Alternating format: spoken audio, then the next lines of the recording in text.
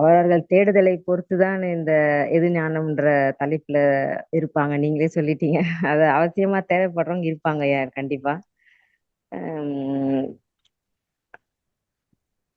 ஐயா வந்து இன்றைக்கு எது ஞானம் என்ற தொடரிலே நம் உடலை பற்றிய முழுமையான ஞானம்தான் நாம் அறிந்து கொள்ள இருக்கிறோம்.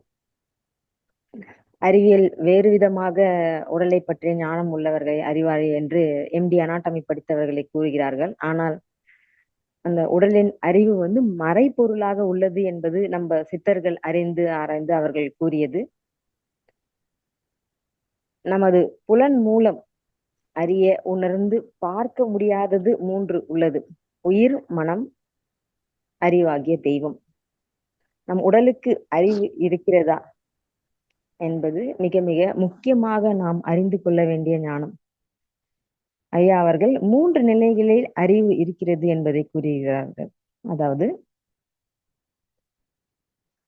முதல் நிலை வந்து நம்ம ஓர் அறிவு முதல் 5 அறிவு உள்ள ஒரு நிலை, 6வது அறிவுள்ள மனிதன் என்பது இன்னொரு நிலை. அடுத்ததாக நாம் பேரறிவு, நம்ம ஒவ்வொரு உடலிலும் அவர்களுக்கு உள்ளே உள்ள பேரறிவை உணர்தல். நம்மளுடைய உயிரினம் தோன்றுவதற்கு முன்னாலே பேரறிவு இருந்து இயக்கமுமாக இருக்கிறது. நாம் அதை உணர வேண்டும். சித்தர்கள் ஞானிகள் தான் அதை முழுமையாக உணர்ந்திருக்கிறார்கள். அவர்கள் உள்ளுக்குள்ளே ஒடுங்கி ஒடுங்கி உள்ளே சென்று கருமயத்திலே உள்ள நம்முடைய பேரறிவை அவர்கள் அறிந்தார்கள்.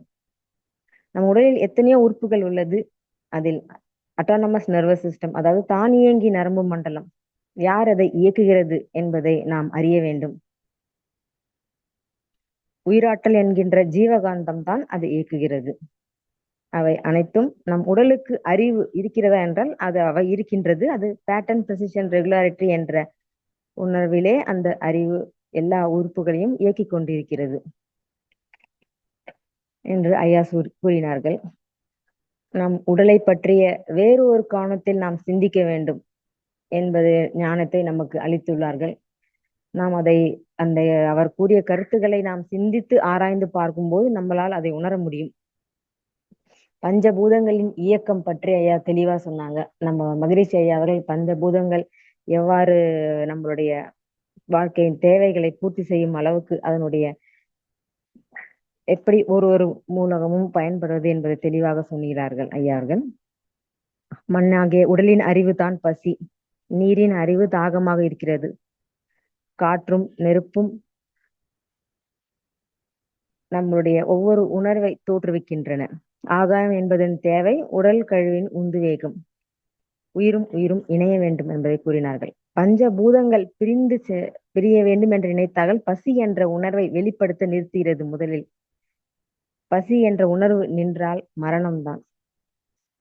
ஐயா அவர்கள் ஒவ்வொரு நிலையும் அழகாக தெளிவாக அனைவருக்கும் புரியும் வகையில் எடுத்து கூறினீர்கள் ஐயா. ரொம்ப சிறப்பாக இருந்தது இன்றைய வகுப்பு. துன்பம் இல்லாத நோய் இல்லாத வாழ்க்கையை நாம் வாழ வேண்டும் என்றால் உடலின் அறிவை நாம் உணர வேண்டும் என்று கூறி முடித்தார்கள். மிக சிறப்புங்க ஐயா. நன்றிங்க ஐயா. இன்றைய வகுப்பில் ஏதாவது ஐயா அவர்களிடம் கேள்வி கேட்க விரும்பும் அன்பர்கள் ஹேண்ட் ரைஸ் பண்ணலாம்.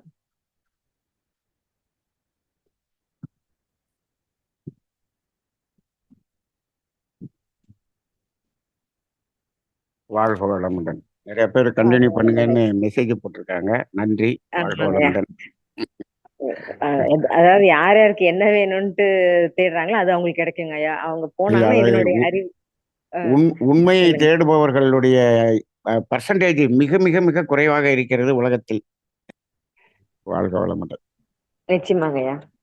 அதுக்கு இன்னொரு காரணமும் இருக்குங்கம்மா. எப்படின்னா, ஆன்மீகத்தில் புற வாழ்க்கையை எப்படி மேம்படுத்திக் கொள்வது என்ற ஆன்மீக அமைப்புகள் நிறைய தோன்றிவிட்டது. அதனாலதான் இப்ப இங்க வர்றதுக்கு கொஞ்சம் யோசிக்கிறாங்க. அவங்க பாருங்க, அங்க ஆன்மீகத்துக்கு போனோம்னா அவங்க எப்படி இந்த ஈர்ப்பு சக்தியின் மூலமாக, இப்ப அதெல்லாம் நிறைய கோர்ஸ் வந்துருச்சு. ஈர்ப்பு சக்தி, பிரபஞ்ச ஈர்ப்பு சக்தி. அப்ப அதன் மூலமாக எப்படி பணத்தை ஈர்ப்பது, பொருளை ஈர்ப்பது, இப்படி நிறைய இயக்கங்கள் வந்து போச்சு. அப்ப அங்க போறோம் நாங்க, நீங்க வந்து இங்க சொல்ற ஞானம் எங்களுக்கு தேவையில்லைங்கிற மாதிரி இருக்காங்க. அது மாதிரிதான் இருக்குங்கம்மா. வாழ்க வளமுடன். வாழ்க்கை வளமுடன். அந்த வேதாத்திரிய ஞான சங்கமம் பத்தி ஐயா முதல் அறிவிப்பு சொல்லட்டும். அடுத்து நம்ம அருட்தொண்டர்கள் தொடர்ந்து வாழ்க சொல்லுவாங்க. வளமுடன். ஐயா வாழ்க சொல்லுங்க. வளமுடன். இப்போ நம்ம இன்னைக்கு நம்ம புதிதாக ஒரு போஸ்டர் போட்டிருக்கோம். அதுல வந்து இப்ப நம்ம இந்த 3 நாள் நேரடி நிகழ்ச்சி மே மாதம் 9, 10, 11 நம்ம வாடிப்பட்டியில நடத்துற மாதிரி தீர்மானம் செய்திருக்கிறோம். அதில் என்ன அங்க நம்ம ஆழமாக உணர வேண்டும் என்பதற்கான அந்த தலைப்புகளோடு இன்னைக்கு நம்ம போஸ்டர் போட்டோம். அதுல இந்த மாதிரியான ஒரு நம்ம ஆழமாக உணர வேண்டிய இந்த அறிவு நிலைகள், அவற்றை இன்னும் ஆழ்ந்து உணர்ந்து அந்த ஞானத்தின் பாதையில் செல்வதற்கான பிராக்டிக்கலான சில பயிற்சிகள், ஒரு 3, 4 பயிற்சிகள் புதுமையான பயிற்சிகளாக இருக்கும். அது இது வரைக்கும் நம்ம சாதாரணமா நமக்கு கிடைக்காத சில பயிற்சிகள். ஏன்னா அது சாதாரணமா நம்ம ஆன்லைன்ல சொல்ல முடியாது. அது நேரடியாகத்தான் அதை வெளிப்படுத்த முடியும் என்ற நிலையில் இருக்கக்கூடிய அந்த பயிற்சிகள், அதுல அந்த ஆனந்த கிரியா அப்படிங்கிற ஒரு பயிற்சிகள், இது எல்லாமே தூய்மைக்கான பயிற்சிகள். அது எல்லாத்தையும் நம்ம அங்க கொடுக்கறதாக இருக்கிறோம். இப்ப இதை நாம வந்து நம்ம தமிழ் ஆனந்த யோகத்துல எந்த பொருளாதார நோக்கத்தில் இதை செய்யவில்லை. நாம வந்து எல்லாருக்கும் டபுள் ரூம் அட்டாச்சு பாத்ரூமோட ரூமு, காலையில டீல இருந்து இரவு வரைக்கும் எல்லா சாப்பாடு செலவு எல்லாமே அந்த ட்ரைனிங் சென்டர்ல அவங்கள்ட்ட பேக்கேஜா நம்ம அவங்களுக்கு கொடுப்பதற்கான ரூபாயை மட்டும்தான் நம்ம வாங்கியிருக்கிறோம். இப்ப 3 நாளைக்கும் சேர்த்து 2000 ரூபாய் இது அங்கே கொடுக்க வேண்டிய அது மட்டும்தான். நம்ம அறக்கட்டளைக்கு இதுல எந்த பொருளாதாரம் மேம்படுத்த வேண்டும் என்ற நோக்கம் இல்லை என்பதை நம்ம அறக்கட்டளை பதியும் போதே நம்ம சொல்லிட்டோம். அதன் அடிப்படையில் பண்ணியிருக்கோம். இப்போ கிட்டத்தட்ட ஒரு 35 40 பேருக்குள்ள ஓரளவுக்கு அதில் கன்ஃபார்ம் பண்ணிட்டாங்க. இன்னொரு 10 பேர் வந்தால் நம்ம கம்ஃபர்டபுளாக இருக்கலாம். 50 பேர்னா ரொம்ப ரொம்ப ஃப்ரீயாக தங்கலாம். 60 பேர் வந்துட்டாங்கன்னா கொஞ்சம் சில ரூம் மட்டும் கொஞ்சம் அந்த, அதாவது பேச்சலராக வர்றவங்க தனியாக வந்திருக்கவங்கெல்லாம் கொஞ்சம் ஒன்றா இருக்கிற மாதிரி ரூமாக இருக்கும். மற்றபடி அந்த கப்புள்ஸுக்கெல்லாம் தனியாக ரூம் கொடுக்கணுங்கிறதுனால நம்ம லிமிட்டடாக வச்சுக்கணும்னு நினைக்கிறோம். அதனால் இன்னொரு 10 பேர் இணைந்தால் அதோட நிறைவு செய்து கொள்ளலாம். இதில் நமக்கு வெளியில் உங்களுக்கு தெரிந்த நம்ம வேதாத்திரிய அன்பர்கள் இன்னும் ஆழமாக இதை தெரிந்து கொள்ள வேண்டும், இதை உணர்ந்து கொள்ள வேண்டும் என்ற விருப்பம் இருந்தால் அவர்களையும் நீங்கள் இணைத்து விடலாம். நன்றி. வாழ்க வளமுடன். கேள்வி பதில் செல்லலாம். வாழ்க வளமுடன் ஐயா. கீதா தேவி அம்மா, நீங்க அட்மிட் பண்ணிட்டு பேசுங்கம்மா. நன்றிங்கம்மா. வாழ்க வளமுடன் அம்மா. ஐயா வாழ்க வளமுடன் ஐயா. வாழ்க வளமுடன். சொல்லுங்கம்மா ஐயா. ஆக்சுவலா 3 அறிவும் ஒண்ணுதானே ஐயா? இப்ப நம்ம வந்து மனது, உயிரின் அறிவு, உடலின் அறிவு, நம்ம இடைநிலை, மூணுமே ஒரே அறிவு தான். மூணுமே ஒண்ணுதான். அது அந்த அறிவின் நிலைகளுக்கு தகுந்தாற்போல் மாறுது, வேற ஒண்ணும் இல்ல. இப்போ இப்ப நம்ம ஸ்கூல் படிக்கிறதுக்கு அறிவு இருக்கு, காலேஜ் படிக்கிறதுக்கு வேற அறிவு. அப்படியா? ரெண்டும் ஒரே அறிவு தானா? வேற வேற அறிவு இருக்குயா? இல்ல, ஸ்கூல்ல படிக்கிறது வேற அறிவு, உயர்நிலை இல்ல, ரெண்டும் வேற வேற அறிவு. அதே அறிவு. அதாவது அறிவின் நிலை தானே மாறுது. நிலை. ஆமா ஆமா ஆமா ஐயா, நிலைதான் மாறுது. அதாவது இப்ப ஒரு பையன் ஸ்கூல்ல படிக்கிறான், இப்ப காலேஜ் படிக்கிறான். ஸ்கூல்ல படிக்கும்போது அந்த அறிவு முடிஞ்சு போச்சு, அதை கழட்டி வச்சுட்டு இப்ப காலேஜுக்கு வேற அறிவு படிக்கிறானா? அதே அறிவு தான் படிக்கிறானா? அதே அறிவுதான். அந்த அதே அறிவின் உயர்வு நிலை, அப்டேட், உயர்நிலை. அதே மாதிரிதான் இந்த 3 அறிவுமே அதனுடைய நிலை. அது சுத்தவெளியாக இருக்கும்போது ஒரு நிலை, அது பஞ்சபூதங்களாக இருக்கும்போது ஒரு எழுச்சி நிலை, 5 மனிதனில் வரும்போது அதுல இருந்து எழுச்சி நிலை. அவ்வளவுதான், ஒண்ணுதான். ஆனா அது நிலைகள் வேறு, நிலைகள் வேறு. மனிதனிடம் அந்த 3மே இருக்குன்னு நான் சொல்றேன். மூன்றுமே இருக்கு மனிதனிடம். மூன்றுமே இருக்கு. அந்த முற்றறிவும் இருக்கிறது, உடலின் அறிவும் இருக்கிறது, இந்த உணரும் அறிவும் இருக்கிறது. இந்த மூன்றையும் முழுமையாக கொண்டவன் மனிதன் மட்டுமே. சரிங்கய்யா. நீங்க அஞ்சறிவு ஜீவன்ல எடுத்துட்டீங்கன்னா அது முழுமைன்னு சொல்ல முடியாது. ஏன்னா அந்த 6ல் 1 அங்க மிஸ் ஆகுது. ஆமா ஐயா. இங்க மனிதனில் தான் எல்லாமே இருக்குது. இப்ப நீங்க ஜடப்பொருள்ல பாத்தீங்கன்னா அந்த உணர்வறிவே கிடையாது அங்க. கிடையாது. ஆமாங்க. அப்ப அது உணர்வறிவே இல்ல. அப்படி இருக்கு. அப்ப அதுதான் மகரிஷி சொல்லுவாரு, ஜடப்பொருள்களுக்கு மனம் இல்லை, ஆனால் அறிவு இருக்கிறது என்று சொல்லுவார்.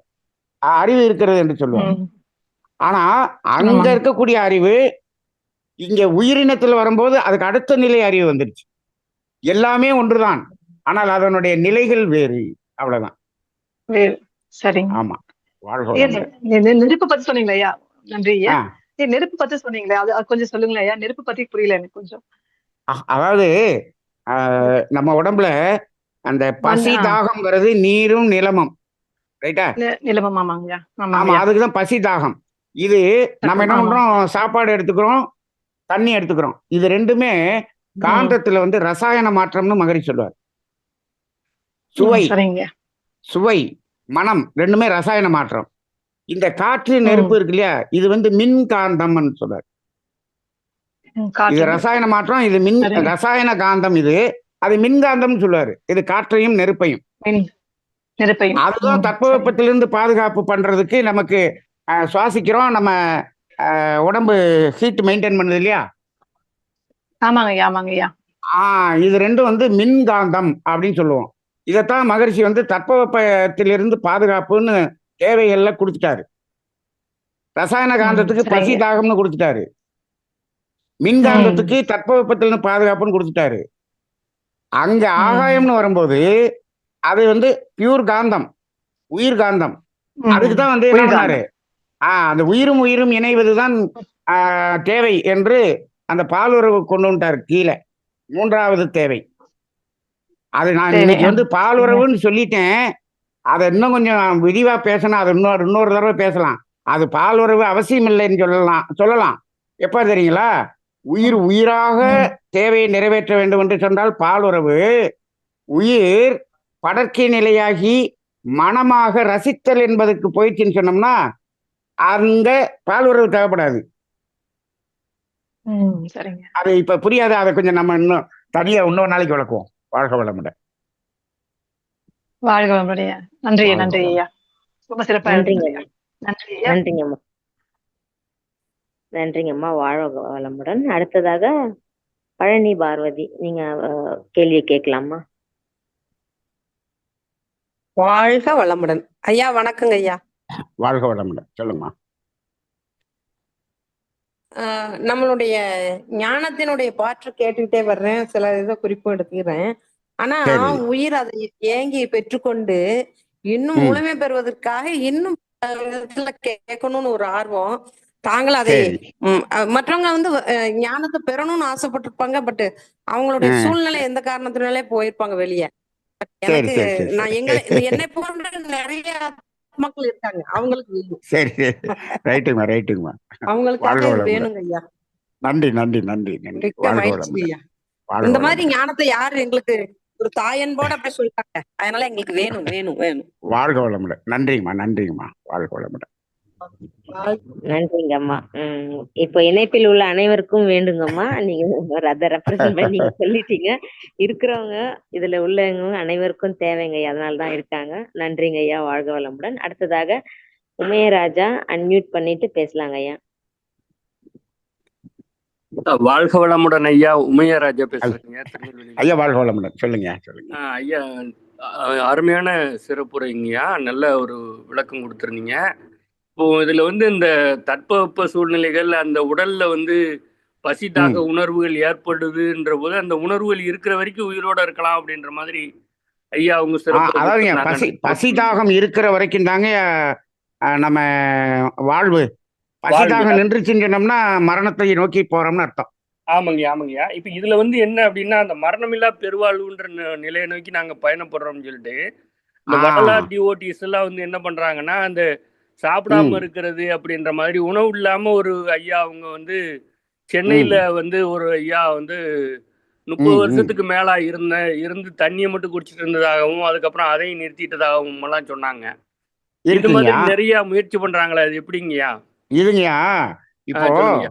இப்போ இப்ப நம்ம உடலுக்கு தேவையான ஆற்றலை பெறுவதற்கு தான் உணவு நமக்கு பசி தேவைப்படுது.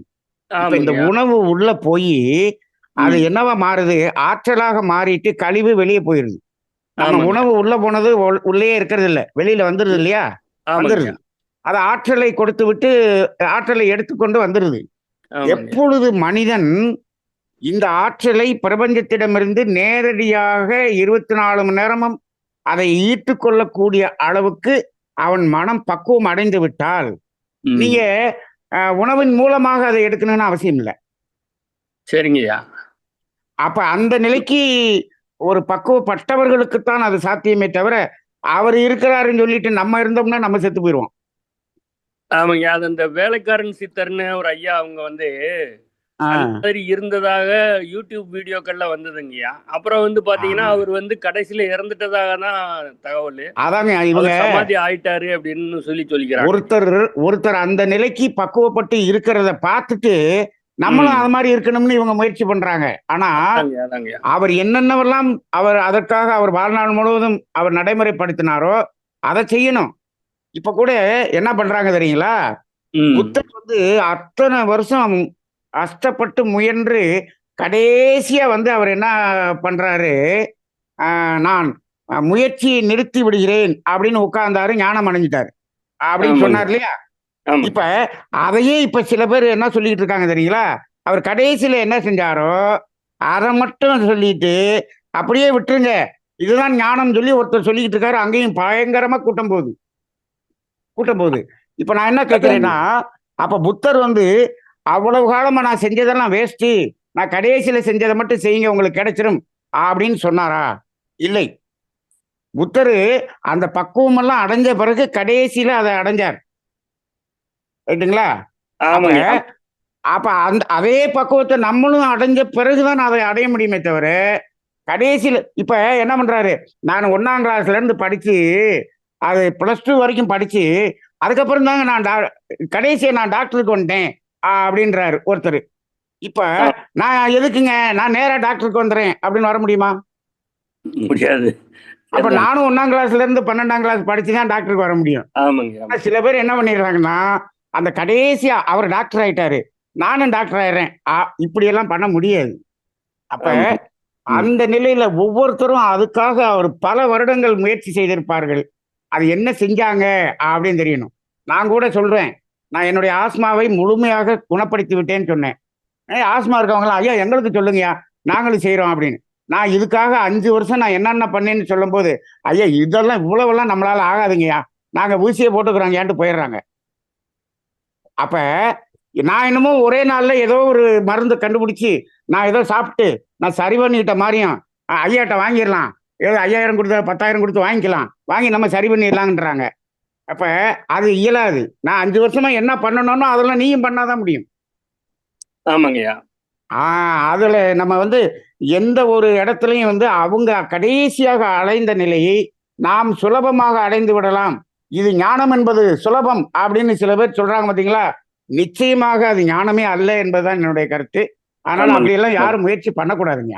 வள்ளல் பெருமானார் வந்து 50 ஆண்டுகள் வந்து வாழ்ந்து அவர்கள் வந்து முழுமையாக அந்த இறை சிந்தனையிலே இருந்து உலகாதாய சிந்தனை எதுவும் இல்லாம எந்த பணி சூழல் எதுவும் இல்லாம அவர்கள் முழுமையா அர்ப்பணிச்சு வாழ்ந்ததுனால மரணமில்லா பெருவாழ்வுன்னு சொன்னாங்க. உலகாதாய தேடல்களோட மக்கள் வாழ்ந்துகிட்டே எப்படி அவங்க வாழ்ந்துட்டு இருக்காங்க. இப்ப வள்ளலார் சொன்னது படி இப்ப நம்ம என்ன பண்ணலாம்னா, தேவையில்லாம சாப்பிடுறதை நிறுத்தலாம். அதை வேணா செய்யலாங்க. ஆமாங்க, அதை நிறுத்தலாம். ரைட்டுங்களா? அதுக்கு மேல நிறுத்தணும்னா சாப்பிடாம இருக்கலாம். நிறுத்தல இல்ல, அதுக்கு மேல சாப்பாடை குறைக்கணும்னா நம்ம புற தேவைகளை குறைத்தோம் என்று சொன்னால் உடல் தேவைகள் குறைய குறைய அதுவும் குறைஞ்சிரும், உடல் ஆற்றலும் குறைஞ்சிரும். இல்ல தேவையை குறைக்கணும். நான் இங்க வந்து பொருள் சம்பாதிக்கிறதுக்காக ஓடுவேன் ஓடியாருவேன், ஆனா சாப்பிட மட்டும் மாட்டேன் அப்படி எல்லாம் சொல்லக்கூடாது. ஆமாங்கய்யா. வாழ்க வளமுடன். நன்றிங்க. மிக்க நன்றிங்கய்யா. வாழ்க வளமுடன். நன்றிங்க ஐயா. மிக சிறப்பாக இருந்தது. வாழ்க வளமுடன். அடுத்ததாக ஹேமமாலினி அம்மா, நீங்க அன்மியூட் பண்ணிட்டு கேள்வி கேட்கலாமா? ஐயா வாழ்க வளமுடன் ஐயா. வாழ்க வளமுடன். வாழ்க வளமுடன். சொல்லுங்கம்மா.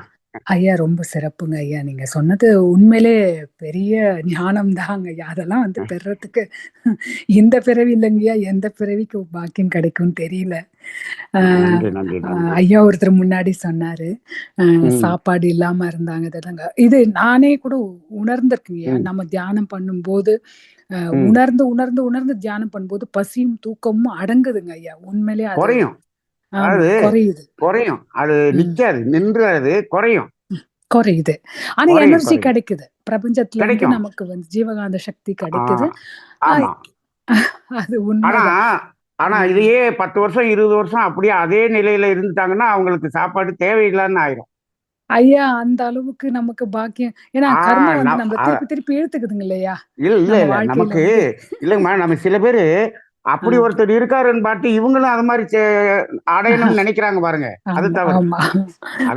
எல்லா உலக எல்லா இதுல இருந்தும் நம்ம பிரிஞ்சு இருந்து தவம் தியானம் மட்டும் பண்ணிட்டு எந்த பற்றும் இல்லாம இருந்து அது மாதிரி பண்ணா மேபி முயற்சி கிடைக்கும். இப்ப நம்ம கொஞ்சம் ஆழ்ந்து தவம் பண்ணோம்னா 3 நேரம் சாப்பாடு 2 நேரம் ஆயிக்கலாம். ஆமா கண்டிப்பா. சாப்பாடு குறையும், அளவும் குறையும். நமக்கு என்ன பிடிக்குதோ அது ருசி தெரியலங்க ஐயா. அது ருசி அறியாம போகுது. அதனால அது மேல விருப்பம் இல்ல. அதுதான் உண்மையாகுது. அந்த ருசிங்கிறதுக்கு போனோம்னா அளவு மீறிடுவோம். இப்ப இங்க அளவு மீறாம நின்னுக்குது. அவ்வளவுதான். ஆமா ஆமா ஆமா. நீங்க இது பண்ற பஞ்சேந்திரிய தவம்லாம் எங்க நாக்க அடக்கிடுதுங்க. உண்மையிலே அது உண்மை. நன்றி நன்றி நன்றி. உணர்ந்து பண்ணும்போது பெரிய விஷயங்க ஐயா. நன்றி ஐயா. நன்றி. வாழ்க வளமுடன். கலம்பு குடும்பமும் வாழ்க வளமுடன். நன்றிங்கம்மா. வாழ்க வளமுடன். அடுத்ததாக மோகன் ஐயா ரெட்மி 9, நீங்க அன்மியூட் பண்ணிட்டு பேசலாங்க.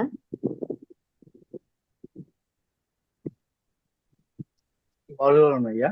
ஐயா வாழ்க வளமுடன். சொல்லுங்க. ரொம்ப சிறப்பான உடலோட அறிவு பத்தி சொன்னீங்க ஐயா. நீங்க சொன்னீங்க இடையில இது டக்குன்னு வெளியில போயிடுறாங்க. ஒரு அன்பர் கூட சொன்னாங்க, இல்ல தவிர்க்க முடியாத சூழ்நிலையில போறாங்க அப்படின்னு. இன்னொரு பெரிய ரீசன் என்னன்னா ஐயா, கேட்டுட்டு இருக்கும்போது நெட்டு இந்த ஈவினிங் வரனால டக்குன்னு கட் ஆயிருதுங்க ஐயா. அதுதான் மெயின் ரீசனா இருக்குன்னு நினைக்கிறேன். ஏன்னா உங்க உரையை கேட்டுக்கிட்டு இருக்கும்போது கண்டிப்பா வெளியில போறது அந்த எண்ணமே வராது. ஏன்னா அவ்வளவு பெரிய ஞானத்தை இருக்கீங்க. இல்லைங்க, நிறைய பேரு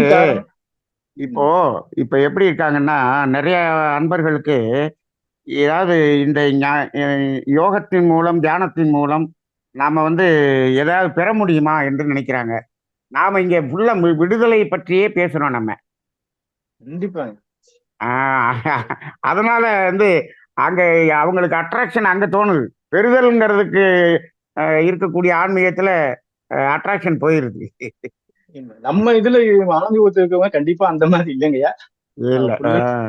எல்லாமே உணர்ந்து கண்டிப்பா அவங்க போக வாய்ப்பு இல்லை. இந்த நெட் ப்ராப்ளத்தினால சில இது ஆட்டோமேட்டிக்கா எங்களுக்கு வழங்கிக்கிட்டே இருக்கணும். வாழ்க வளமுடன். நன்றிங்க ஐயா. வாழ்க வளமுடன். அடுத்ததாக கார்த்திகேயன் ஐயா அவர்கள் அன்மியூட் பண்ணிட்டு பேசலாம். ஐயா வணக்கம் ஐயா. வாழ்க வளமுடன். சொல்லுங்க ஐயா. இந்த உண்ணா நிலை பத்தி ஒரு அனுபவம் மட்டும் ஷேர் பண்ணிக்கிறேங்க ஐயா. அந்த நம்ம மகரிஷி கொடுத்த பயிற்சியும் நம்ம அலுமுறையும் ஃபாலோ பண்ணும் போதே இந்த உடம்பு இந்த உணவு குறையிறது இந்த குளுக்கோஸ் கண்டிஷன்ல இருந்து வெளியே வருது செல்ஸ் எல்லாமே. அப்போ ரிவர் ரெகுலேஷன் சேஞ்ச் ஆகுது. அப்போ இந்த பிரபஞ்ச சக்தியை உடல் செல்ஸ் பாத்தீங்கன்னா அது எனர்ஜி அதை எடுத்து பயன்படுத்த ஆரம்பிக்குது. அப்போ பிளட் ஒரு பரிசுத்த நிலையா அடையுதுங்க ஐயா. அந்த அல்கலைன் தன்மைக்கு சேஞ்ச் ஆகுது. அப்போ இந்த கல்லீரல், மண்ணீரல், சிறுகுடல், பெருங்குடல் எல்லாமே வேலை இல்லை போகுது. ஆமா. இப்ப நீங்க சொல்றது எல்லாமே அந்த யோக சாதனையில இருக்கிறவங்களுக்கு தான் சாத்தியம். வெளியில போய் பொருளுக்காக உடல் உழைப்பு கொடுத்தவங்களுக்கு சாத்தியமா? அதான் பிரச்சனை. வாழ்க வளமுடன் ஐயா. கார்த்திகேயன் தம்பி வந்து கொஞ்ச நாள் இருந்திருக்காங்க. அவருடைய அனுபவத்தை சொல்றாங்க. எத்தனை நாள் நீங்க அப்படி அவரு இருந்தீங்கன்னு இல்ல சொல்லுங்க ஐயா. நீங்க கார்த்திகேயன், நீங்க வந்து நீங்க சொல்லுங்க அந்த ஐயா. யோக சாதனையில கொஞ்சம் அதிகமா இருக்கிறீங்க, ரைட்டுங்களா? ஓகேங்க ஐயா. ஆனா இப்ப இன்னைக்கு சாதாரண மக்கள் வந்து பொருள் நிலையில முழுக்க போயிடுறாங்க, அதுக்கு உழைக்கிறாங்க. உழைச்சிட்டு இப்ப நீங்க செய்யறத அவங்க ஃபாலோ பண்ணணும்னா முடியுமானா முடியாது. கண்டிப்பாங்க ஐயா, கண்டிப்பா. நம்ம புற தேவைகளை குறைக்காமல் இந்த நிலைக்கு போவதுங்கிறது சாத்தியமில்லை. அப்ப அதை தான் நம்ம என்ன சொல்றோம், அகத்தாய்வு செய்து முதல்ல புற தேவைகளை குறைங்க. குறைச்சிட்டீங்கன்னா இதையும் குறைச்சிட்டோம். கண்டிப்பாங்க ஐயா, கண்டிப்பாங்க ஐயா. அது இல்லாம செய்யும்போது அது உடம்புல பாதிப்பை ஏற்படுத்திடும். கண்டிப்பாங்க ஐயா. அதுதான் இப்ப கூட நான் கூட ஒருத்தர்லாம், அதாவது ரொம்ப கடுமையான உழைப்பு, கடுமையான உடல் உழைப்பு ரொம்ப ஹெவியா செய்யக்கூடியவர். அவர் மன்றத்துக்கு வந்துட்டாரு. வந்துட்டு என்ன பண்ணிட்டாரு, அவர் முதல்ல ரொம்ப நான்வெஜ் எல்லாம் சாப்பிட்டுக்கிட்டு இருப்பாரு. இப்ப இங்க வந்துட்டு அதை நிறுத்திட்டாரு. ஆனா உழைப்பு வந்து கடும் உழைப்பு. அவர் வேலை செய்யறது பாத்தீங்கன்னா அந்த இரும்பு உருக்கக்கூடிய அந்த பவுண்டரி இந்த மாதிரி இடங்கள்ல வேலை செய்யக்கூடியவரா இருக்காரு. அவருக்கு கடைசியில் என்னன்னா உடல்ல ரொம்ப உபாதைகள் ஆயிடுச்சு. நீங்க இப்ப இவ்வளவு உழைப்பை வச்சுட்டு அந்த உழைப்புக்கு தகுந்த மாதிரி நீங்க சாப்பாடு எடுத்துங்க, நான் மன்றத்துக்கு வந்துட்டேங்கிறதுக்கா அதை விட்டுட்டீங்க அப்படிங்கும் போது அது உங்க உடம்புக்கு அது வந்து சரியா ஒத்து போக முடியல. அப்ப நீங்க அதை சாப்பிடுங்க அப்படின்னு நான் சொன்னேன். ஏன்னா நம்மளுடைய புறத்தில் இருக்கக்கூடிய செயல்பாட்டுக்கு தகுந்தாற்போல் உணவு இருக்க வேண்டும். நம்ம ஒருத்தர் கோடாரி எடுத்து விறகு வெட்டுறவர் வந்து நான் தியானம் பண்றேன், அதனால நான் வந்து நான் இவ்வளவு மட்டும் சாப்பிட்டுக்கிட்டேன்னா அவர் அந்த வேலையை பார்க்க முடியாது. அப்ப அந்த புறத்தில் இருக்கக்கூடிய நம்மளுடைய செயல்பாட்டுக்கு தகுந்தாற்போல் தான் அதை குறைக்கணுமே தவிர, நாம அதனாலதான் என்ன சொல்றோம், புறத்தில் இருக்கக்கூடிய அந்த தேவைகளை குறைப்பதற்கு முதல்ல தியானம் பண்ணுங்க, அதுக்கப்புறம் வாங்க. அதான் படிப்படியா தாங்க வர முடியும், படிப்படியா வர முடியும். நீங்க ஓரளவுக்கு பக்குவம் ஆயிட்டீங்க. ரொம்ப நன்றி. வாழ்க வளமுடன். நன்றிங்க ஐயா. அதுக்கப்புறம் உணவு எடுக்க ஆரம்பிக்கும் போதுங்க ஐயா, ஃபர்ஸ்ட் வந்து இந்த வெற்றிலை சாறு கொஞ்சம் நாளைக்கு சாப்பிட்டு உடம்பு வந்து இந்த குழந்தை உடல் போல வந்து பாத்தீங்கன்னா அவ்வளவு தூய்மையாயிடுச்சு. உணவு நீங்க சாதாரணமா ஒரு நாள் உபவாசம் இருக்கணும்னாலே அதுக்கு நாள் வந்து ப்ரிப்பரேஷன் இருக்கணும். அதே போல உண்ணா நோன்பு முடிச்சு அடுத்த நாள் வந்து படிப்படியா தான் உள்ள போகணும். அதுக்கே அவ்வளவு ரெஸ்ட்ரிக்ஷன் சொல்றாங்க. அதே மாதிரிங்க இப்போ நம்ம அளவோட சாப்பிடணும்னு சாப்பிடும்போது வந்து மைண்ட் என்ன சொல்லுதோ அதுதான் கை வந்து பாத்தீங்கன்னா எடுக்குதுங்க ஐயா. அந்த உணவு அந்த கையில எடுத்த உணவு சாப்பிட்டு முழுங்கிட்ட பிறகு திரும்ப மைண்டு என்ன அளவு சொல்ல அந்த அளவோட தான் அந்த உணவு வந்து கை விரலே வந்து எடுக்குது. ஆனா நீங்க அந்த மாதிரி உணவுல குறைஞ்சிட்டீங்கன்னா உங்க மனநிலையும் என்ன ஆகும்னா இந்த பொருளுக்காக அதிகமா உழைக்கணுங்கிற எண்ணமும் குறைஞ்சு போயிடும். அது சரியா இருந்துச்சுங்க ஐயா, கண்டிப்பா. அததான் அப்ப அது ரெண்டையும் வந்து நம்ம பேலன்ஸ் பண்ணி கொண்டு போகணும், அவ்வளவுதான். அதுல ஒன்ன வந்து கூட்டி இன்னொன்னு குறைச்சோம் அப்படிங்கன்னா அன்பேலன்ஸ் ஆயிரும், அதுதான் தப்பு. அது இதுவும் ரெண்டையும் பேலன்ஸ் பண்ணி கொண்டு போயிட்டோம்னா எந்த தப்பும் இல்லைங்க. வாழ்க வளமுடன். நன்றி, ரொம்ப நன்றிங்க. வாழ்க வளமுடன். ஐயா, இந்த நேரடி பயிற்சிக்கு ஃபீஸ் வந்து நீங்க கம்மியா கொடுத்துருக்கீங்க. அந்த 2000 ரூபான்றது சரிதானுங்களா ஐயா? இல்லைங்க, அது நம்ம ஃபாதர் வந்து நம்மளுடைய செயல்பாடுகளை பார்த்து அவங்க வந்து நமக்காக நீ நல்ல சர்வீஸ் பண்றீங்க, அதனால அவங்க வந்து ரொம்பவும் போதும் அப்படிங்கிற மாதிரி எளிமையா அவங்களும் நமக்கு கொஞ்சம் உதவி பண்றாங்க. அதனால அவங்களுக்கு கொடுக்குற ரூபா மட்டும்தான் போட்டிருக்கிறோம். நம்ம அதுக்கு மேல ஒன்றும் இல்லை. அதனால நமக்கு ஃபாதர் நமக்கு தெரிஞ்சவங்கனால நம்ம அதை அவங்களும் நல்ல கன்செஷனா செய்யறாங்க. வாழ்க வளமுடன். மகிழ்ச்சிங்க ஐயா, ரொம்ப நன்றி. நன்றிங்க ஐயா, வாழ்க வளமுடன். உங்களது அனுபவம் சொன்னதுக்கு ரொம்ப நன்றிங்க கார்த்திகேயன் ஐயா. அடுத்ததாக ராஜியம்மா, நீங்க அன்மியூட் பண்ணிட்டு பேசலாம். ஐயா வாழ்க வளமுடன் ஐயா. வாழ்க வளமுடன், சொல்லுங்கம்மா. ஐயா இன்னைக்கு சொற்பொழிவு என்னால கேட்க முடியல. அப்புறம் யூடியூப்ல கேட்டுக்கிறேன். இப்ப சரிம்மா. ஹேண்ட் ரைஸ் பண்ண சொன்னா ஒரு நன்றி சொல்றதுக்காக நீங்க எங்களுக்கு குடுக்குற இந்த தெளிவுக்காக. ம். பொதுவா பொதுவா வந்து மகரிஷி கிட்ட வந்து கேட்டாங்க, திருக்குறளும் அதன் உட்பொருளும் எழுத சொல்லி. அப்ப மகரிஷி ம். வந்து எல்லாமே இருக்கு, ஒரு சிலதுக்கு தான் இல்ல அப்படின்னு சொல்லிட்டு எழுதினாராம். அந்த 50 மாதிரி 50 குறளுக்கு எழுதினார். 50 குறள் எழுதினார். அந்த மாதிரி இப்போ பொதுவா வந்து எல்லாரும் சொல்லுவாங்க ஒரு பழமொழி, நல்லதுக்கு காலமே இல்ல அப்படின்னு சொல்லுவாங்க. அப்படின்னா நல்லதுக்கு காலமே இல்லைன்னா அவங்க வந்து கஷ்டத்துல இருக்கும்போது இத சொல்லுவாங்க. இல்ல அவங்க நினைச்சது நடக்கலன்னா அப்படின்னு சொல்லுவாங்க. பொதுவா ம். அப்படித்தானே ஐயா யூஸ் பண்றாங்க. நல்லதுக்கு காலமே இல்ல. ஆ அது அப்போ சொல்றதுக்குமா, அது இல்லங்க சொல்றது நான் எப்படின்னா, நான் இருங்க நான் முடிங்க முடிச்சுட்டேன். முடிங்க முடிங்க ஆமா நான் முடிங்க. புரிஞ்சுக்கிட்டு கரெக்டான்னு பார்க்கலாம். அது வந்து சொல்லுங்க. அப்படின்னு சொல்லுவாங்க. பொதுவா நல்லதுக்கு காலம் இல்ல. அப்ப நான் யோசிச்சேன், இத்தன நாளா ம். நல்லதுக்கு காலம் இல்லன்னா நானும் வேற மாரி தான் யோசிச்சிருப்பேன். இப்போ உங்க ம். உங்ககிட்ட இருந்து தெளிவு பெற்ற அப்புறம், நல்லதுக்கு காலம் இல்லன்னா, நீ நல்லது பண்ணா, அது வந்து ம். உடனே அந்த பாவத்த கழிச்சிடுது. இது போய் அங்க சரி. புண்ணியமா சேர்த்து வச்சு, அத வச்சு, இத ம். வச்சு அதெல்லாம் கடவுள் பார்க்கறதே இல்ல. நல்லதுக்கு ம். காலமே இல்ல. நீ நல்லது பண்றியா, உடனே உன் பாவம் கழிஞ்சிடுது. ஆ. அப்படின்னு அப்படின்னு நம்ம அந்த ஒரு இன்னைக்கு தெளிவு இன்னைக்கு எனக்கு கிடைச்சதுக்கு இதுதான் காரணம். உங்க இன்னைக்கு அ ம். இப்ப இன்னைக்கு நீங்க இந்த விளக்கம் சொல்லிட்டீங்களே, இன்னைக்கு நான் உங்களை ஒரு ஞான ஆசிரியராக பார்க்கிறேன். நல்லா ஐயோ! நீங்க இத நன்றி. புரிஞ்சுகிட்டு அதை கொண்டு வந்து பொறுத்துனீங்க பாருங்க. நல்லதுக்கு ஆமாங்க. காலம் இல்லை, அது உடனடியாக கழித்து விடுகிறது. நம்ம இவ்வளவு நாளா அதான். பேசினதை கரெக்டா கொண்டு வந்து பொறுத்துட்டீங்க பாருங்க. நீங்க ம். நல்ல ஒரு ஞான ஆசிரியராக வர வேண்டும் என்று நான் விரும்புகிறேன். வாழ்க வளமுடன். நன்றி, நன்றி சார். உங்க ஆசீர்வாதம் எனக்கு சுவாமிஜி கொடுத்ததாவே நான் எடுத்துக்கிறேன். ஏன் ரொம்ப ரொம்ப நன்றி ஐயா. வாழ்க வளமுடன். வாழ்க வளமுடன். வாழ்க நன்றி வளமுடன். நன்றி வாழ்க நன்றி. வளமுடன். நன்றிங்கம்மா. மிக சிறந்தது ஒரு விளக்கம். நன்றிங்கம்மா. வாழ்க வளமுடன். சிறப்புங்க ஐயா. ஹேண்ட் ரைஸ் பண்றவங்க யாரும் இல்லைங்க ஐயா. நிறைய செய்யலாங்கம்மா. வாழ்க நிறைய வளமுடன். செஞ்சு